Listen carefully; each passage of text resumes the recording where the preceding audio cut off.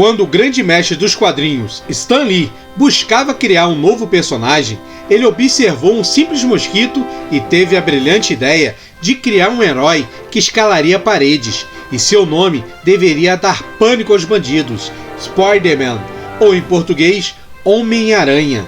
E este herói ganhou seus poderes com a picada de uma aranha radioativa. Porém, o que Stan Lee não imaginava é que sua criação, mesmo sendo tão humano, cheio de problemas e dúvidas como a maioria dos adolescentes, se tornaria um dos ícones dos quadrinhos, como Superman e Batman, sendo um dos grandes sucessos de venda das HQs e até de bilheterias dos cinemas. Vai, Teia! Para o alto e avante, Teia! Shazam? Fala, nerds! Sou Francisco Conde, também conhecido como Tio Shazam, o seu amigo da vizinhança, e já vou pedindo para você largar o dedão heróico naquele like maneiro para salvar o canal. Estou aqui na porta dos cinemas, pronto para assistir Homem-Aranha Sem Volta para Casa, que fecha a trilogia de filmes interpretado pelo Tom Holland, e este filme vai nos trazer ao Multiverso, que unirá em um único filme os aranhas de Tom Maguire, Andrew Garfield e do próprio Tom Holland. Mas o que muitos se esquecem, ou até desconhecem, é que existe um quarto Homem-Aranha, que já teve sua trilogia nas telonas. É mesmo, é? Isso aí, a primeira trilogia cinematográfica oficial com atores reais não foi de Tom Maguire. É o quê? Mas sim a interpretada por Nicholas Hammond. Que merda, hein? Sabia não? Pois seus filmes foram da década de 70 e ganhou até uma série live action na TV. Mas parece ter sido esquecido no tempo. Você conhece o Homem-Aranha dos anos 70? Não. Então, vamos conhecer sobre esse quarto Homem-Aranha. Opa, o filme já vai começar. Homem-Aranha, o filme.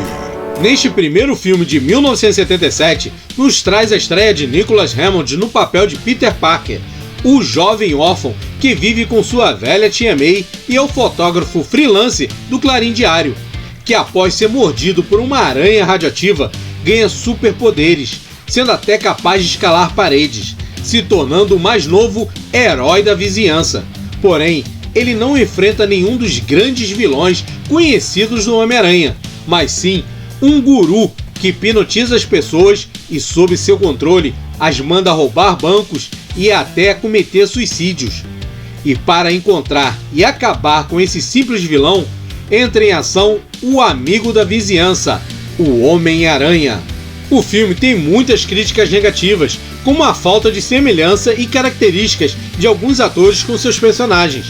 E como os recursos tecnológicos e financeiros não eram dos melhores, o filme teve alguns efeitos nada especiais, ainda mais se comparado com os efeitos de hoje. Só que mesmo para a época, tivemos algumas bizarrices, como um escalador de parede passando por cima de vidraças ou subindo parede quase que levitando. Mesmo assim, o filme foi bem razoável e aceito pelos espectadores da época, obtendo um bom público nos cinemas. E mesmo com as críticas negativas, o sucesso nas bilheterias garantiu a ele um seriado na TV. Homem-Aranha, a série. Nicholas Hammond também viveu as aventuras do Homem-Aranha em um seriado de TV, exibido semanalmente pela CBS de setembro de 1977 a julho de 1979. Infelizmente, chegou a um total de apenas 13 episódios em 2 temporadas. No Brasil, a série foi exibida inicialmente na TV Record em 1984, onde ficou durante aproximadamente um ano. Depois voltou a ser exibida na Rede Manchete, onde permaneceu até 1989.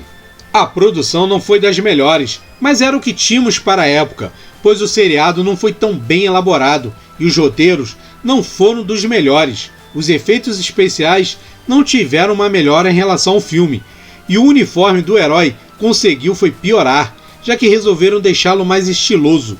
Passou a usar um cinto prateado que lembrava mais o bate-cinto, e seu único lançador de teia, que ele utilizava no pulso direito, era desproporcional, parecendo mais atrapalhar que ajudar, mas combinava com o cinto.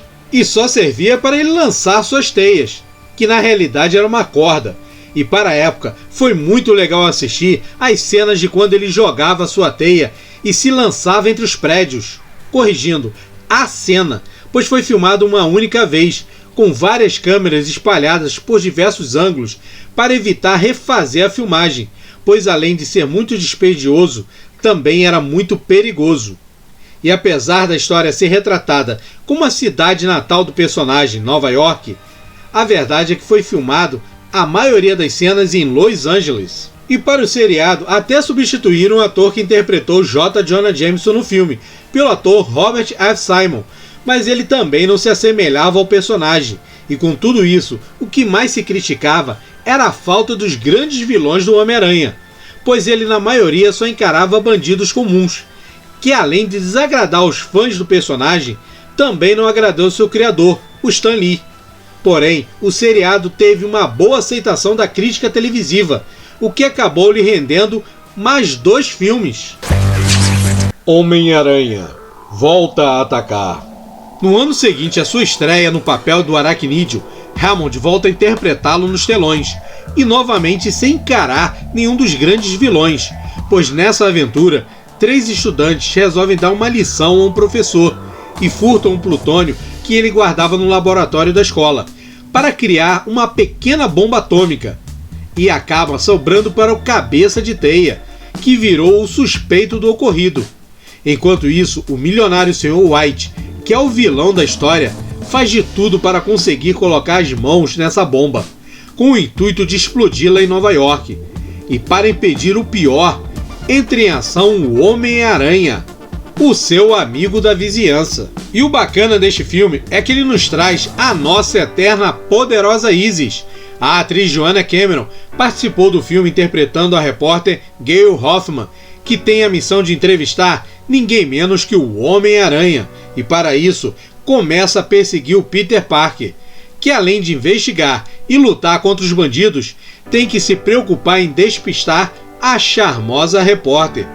Pena que ela não se transformou em poderosa Isis para ajudar o Homem-Aranha.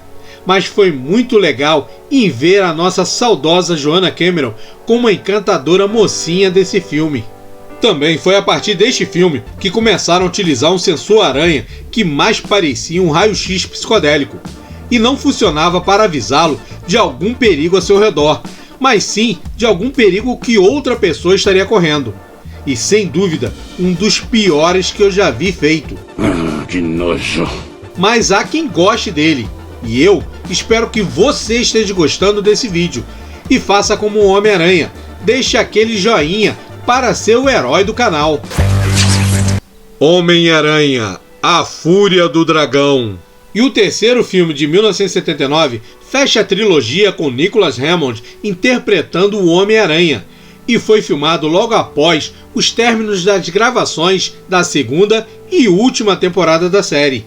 Este filme depois acabou sendo dividido em 2 partes e foi incorporado à série como parte 1 e 2 do episódio The Chinese Web. E nesta aventura, o vilão Sr. Zeda pretende ganhar uma licitação bilionária do governo chinês, e para isso ele arma para tirar o seu concorrente do caminho, o Sr. Chan, o incriminando de traição. Para provar sua inocência, Sr. Chan vai até Nova York pedir ajuda a seu velho amigo, o Sr. J.J. Jameson, que passa a missão ao jovem repórter Peter Parker. E assim o Homem-Aranha vai ter o trabalho de encarar uma máfia chinesa, tanto em Nova York quanto indo para Hong Kong para acabar com os bandidos. E neste filme, Parker ganha até um parzinho romântico. Era Emily Chan, sobrinha do Sr. Chan. Pena que este foi o fim dos filmes e da série com Nicholas Hammond interpretando o Homem-Aranha. E mesmo com esses 3 filmes interpretados por Nicholas Hammond não sendo superproduções e tendo várias críticas, eu me diverti foi muito assistindo, e ele pertence sim ao universo cinematográfico do Homem-Aranha, assim como os interpretados por Tom Maguire, Andrew Garfield e Tom Holland. E na minha humilde opinião, Hammond deveria participar do filme Homem-Aranha Sem Volta para Casa, como uma homenagem ao primeiro Homem-Aranha dos cinemas. mesmo com seus 70 anos de idade. Mas qual a sua opinião? Deixe aí nos comentários e comente o que achou desses filmes da década de 70. Ou pode comentar lá nas minhas redes sociais. Agora eu vou continuar assistindo o filme. Até o próximo vídeo e fui!